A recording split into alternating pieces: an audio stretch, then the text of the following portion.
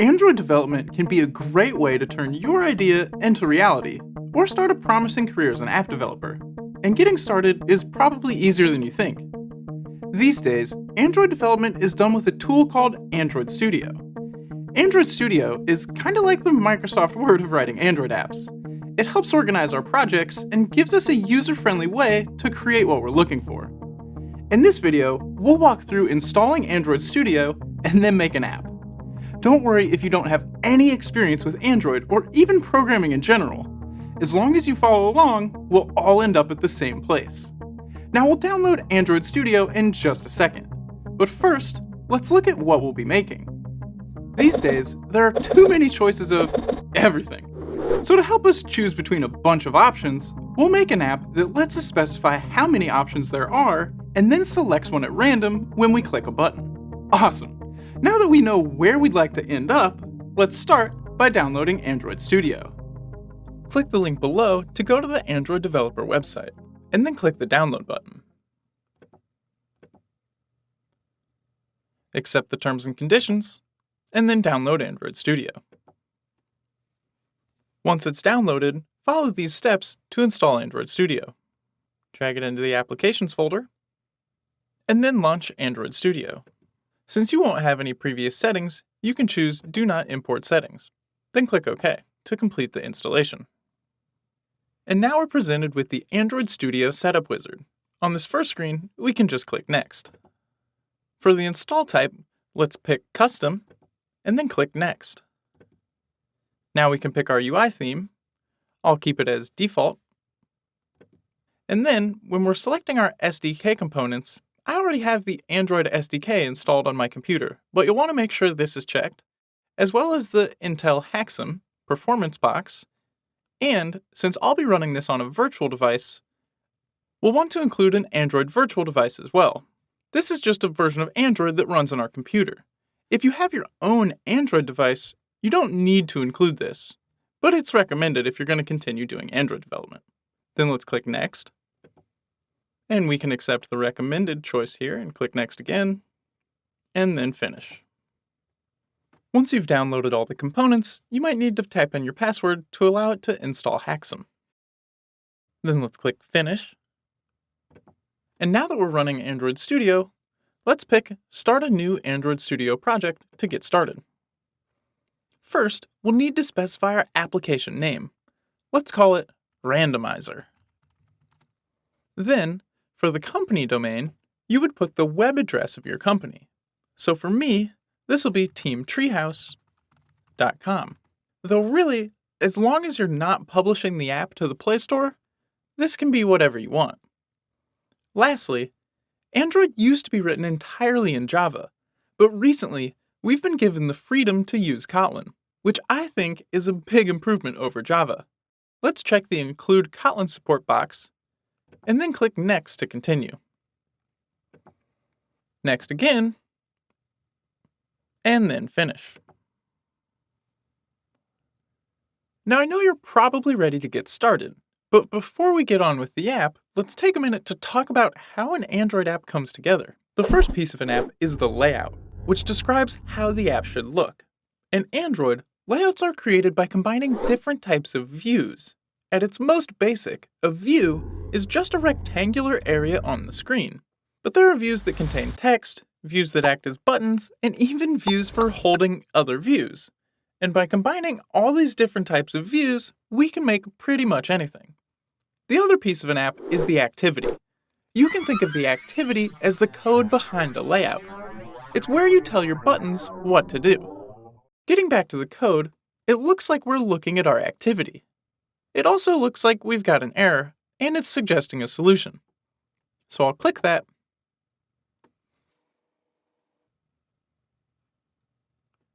accept the agreement, and click Next. And then Finish. That looks much better.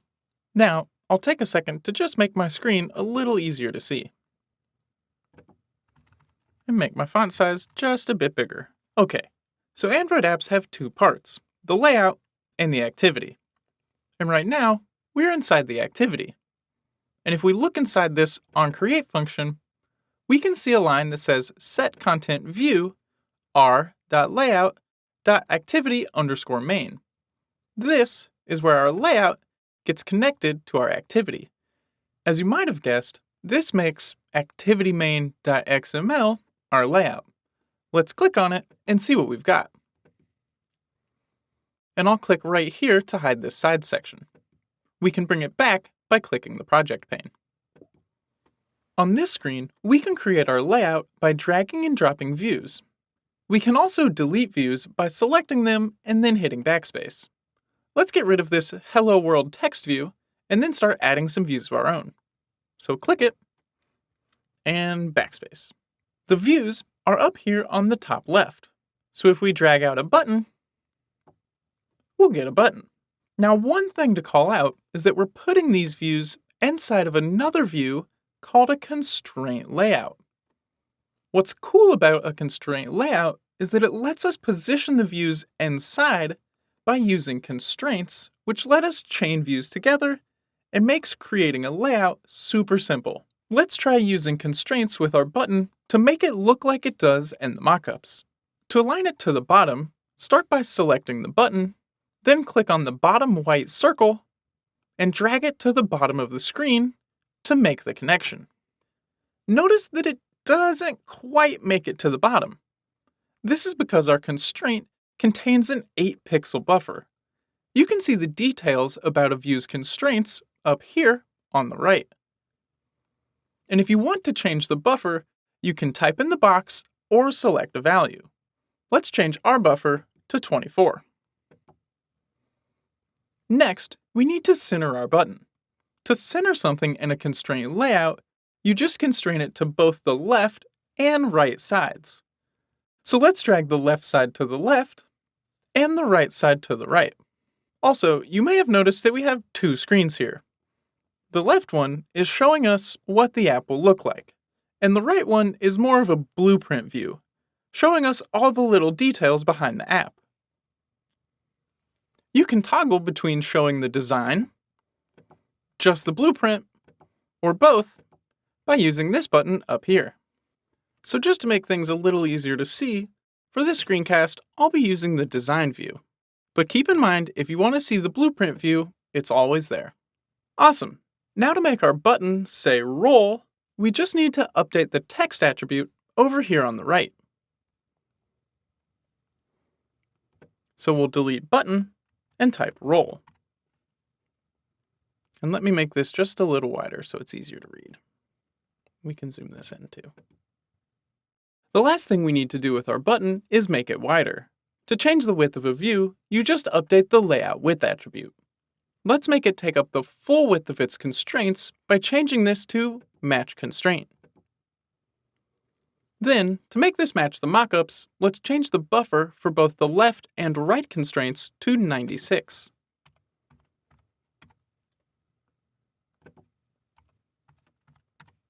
Now that we've got our button, let's add our selector. In Android, that type of view is called a seek bar.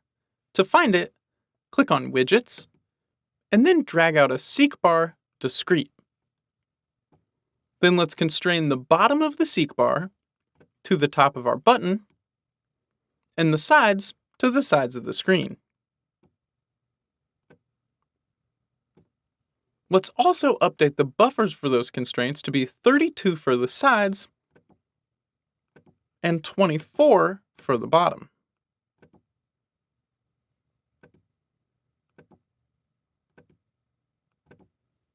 Finally, let's change the layout width to match constraint, and we're good to go. The next piece we need is a text view that says how many. Let's click on the Text tab and drag out a text view. Then let's constrain it to the left edge with a buffer of 24 and to the top of the seek bar with a buffer of 16.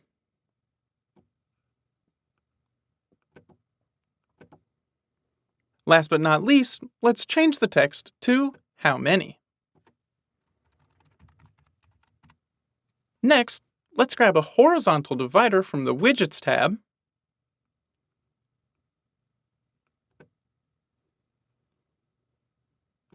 and constrain it to the top of how many with a buffer of 16.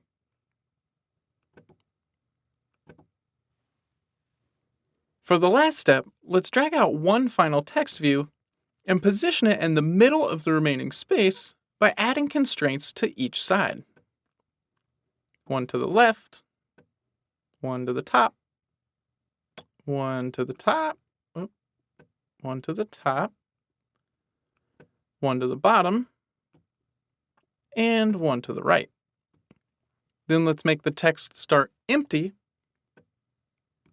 and change the text size to 144 SP.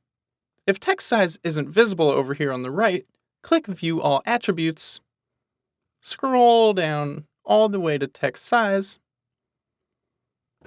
and set it as 144 SP. Alright, our layout is all finished. But before we get back to the activity, we should give our views some better IDs. Let's pivot back to View Fewer Attributes and change this last text view from Text View 2 to Results Text View. And then let's click on the button and change its ID from Button to Roll Button. And click Yes. Okay, let's flip back to Main Activity and start wiring everything together. We've already seen that we connect the activity to the layout with this Set Content View line. Let's add some space below that, and then we need to create variables to represent our views. In Kotlin, there's two ways to create a variable: val or var. Val is for things that don't change, and var is for things that do. For example, if we were creating a person, their birthday would be a val, since it doesn't change. Whereas something like what they want for dinner would be a var. Let's start by creating a variable for our roll button.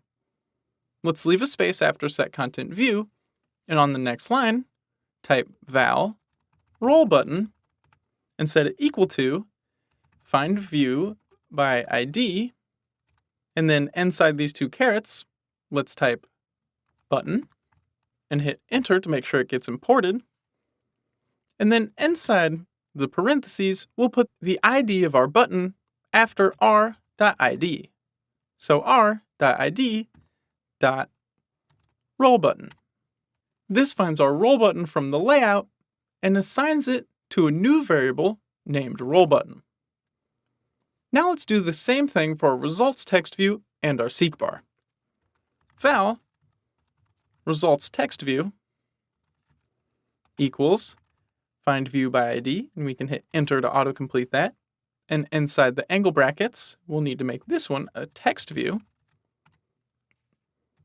and use the ID r.id.results text view. Then for the seek bar, val seek bar, and this equals find view by ID. And in the angle brackets this time, we'll put seek bar. Make sure to hit enter so it imports itself automatically. And then for the ID of the seek bar, it's r.id, and it defaulted to seek bar. Now that we've got access to each of these views, the next thing we need to do is make something happen when we click on a button. Let's add a space, and then on the next line, let's type roll button .set on click listener, and choose the option with the brackets. Then hit enter to give us more space in the brackets. Inside these brackets is where we'll specify what should happen when we click on our roll button. First, we'll get a random number based on the value of the seek bar, and then we'll set that random number as the text of our text view. So let's create a new val named rand and set it equal to random, and hit enter to make sure it gets imported. Then parentheses, dot next int. And pick this option where we pass in an integer to bound it. This will give us a random integer from within a certain range. Let's type seekbar.progress to have it generate a random number between 0 and the value of our seekbar. Then, on the next line, let's set results text view dot text equal to rand, which is our random integer, dot toString. Since rand is an integer, we need to turn it into a string before adding it to our text view. And that's it. Now, to run the app, let's click on this play button up here.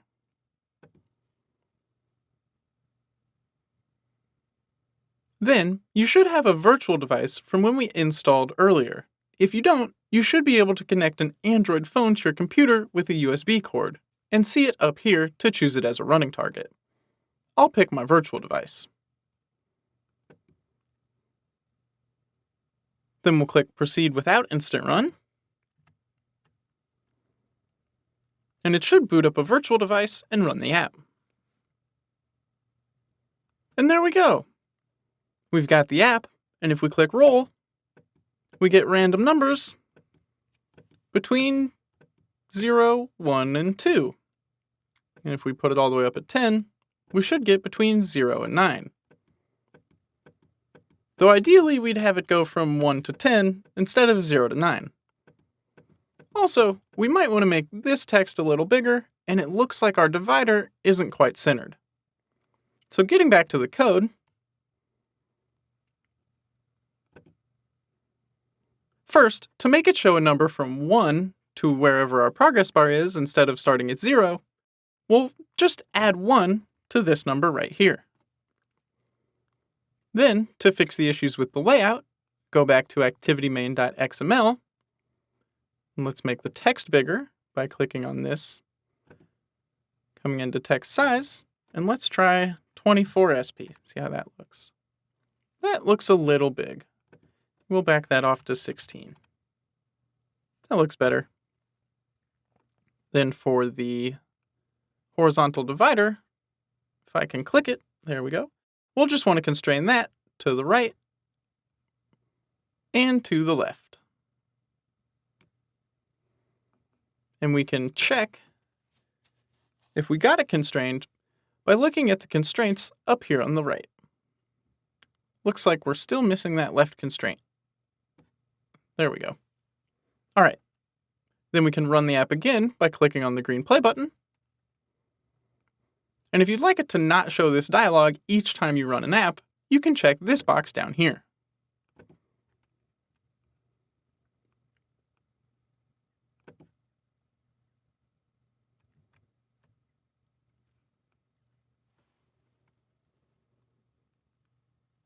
Awesome. Now if we run the app again, it looks much better, and we get 1, 2, and 3 instead of 0, 1, and 2. Great job creating the app. I know that was probably a lot to take in, and you might be feeling a little bit overwhelmed. But don't worry, that's pretty much everyone's experience. It takes time and a lot of practice to get good at anything. And while you may not have a deep understanding of Android, you're off to a pretty good start. I'm a teacher at Treehouse, an online school where you learn at your own pace. At $25 a month, you get access to the Beginner Android Development Track, which has on-demand content that includes videos, quizzes, and code challenges teaching you the ins and outs of Android one step at a time. Click the link at the top of the description to start your 7-day free trial at Treehouse and get started on the Beginner Android Development Track.